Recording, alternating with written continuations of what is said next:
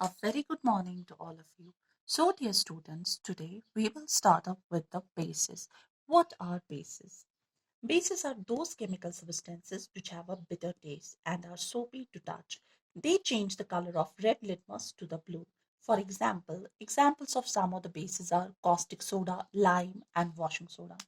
Now, the question is, what do all the bases have in common? Okay, when a base is dissolved in water, it always produces a hydroxide ion. It always produces hydroxide ion. A base is a substance which dissolves in water to produce hydroxide ion. For example, just have a look at the example. Sodium hydroxide, NaOH. Sodium hydroxide, it's a base because it dissolves in water to produce hydroxide ion along with the sodium ion. Let's complete the reaction first. Sodium ion plus hydroxide ion. A sodium hydroxide solution shows basic behavior due to the presence of hydroxide ion in it. Similar is the case with the potassium hydroxide. Potassium hydroxide is a base which dissolves in water to give hydroxide ion along with the potassium ion. That is, let's complete the reaction first. That means from the above discussion, you can conclude that a common property of all the bases is that they all produce hydroxide ion when dissolved in water.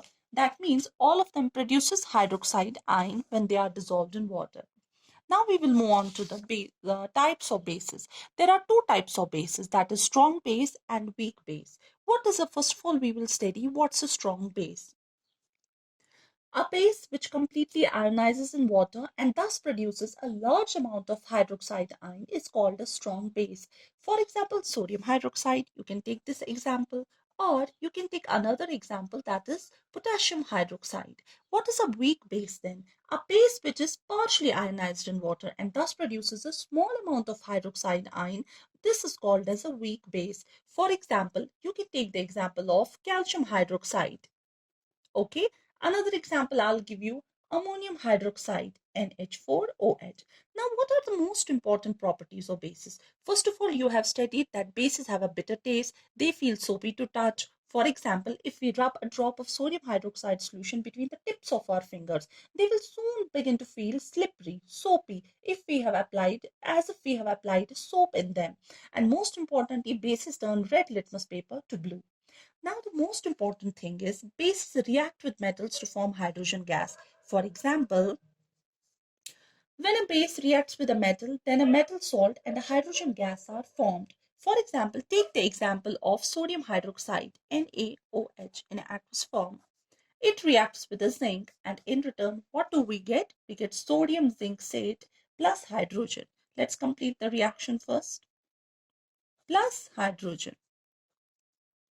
Okay. Now, bases also react with the acids and in return to form salt and water. For example, sodium hydroxide, it reacts with acids. For example, sulfuric acid, and in return, what do we get? Sodium sulfate, Na2SO4 plus water. Now, what are the most important uses of bases? Bases, for example, magnesium hydroxide. It is used as an antacid for what? To neutralize excess acid in the stomach and cure indigestion. Another use of bases, calcium hydroxide. What is its use? It's also called as slake lime. It's used in the manufacture of bleaching powder. Take the example of sodium hydroxide. For what purpose do we use it? It's used in the manufacture of, for example, you can use it in the soaps, preparation of soaps, paper, or you can even use it in the preparation of synthetic fiber, which is called as rayon.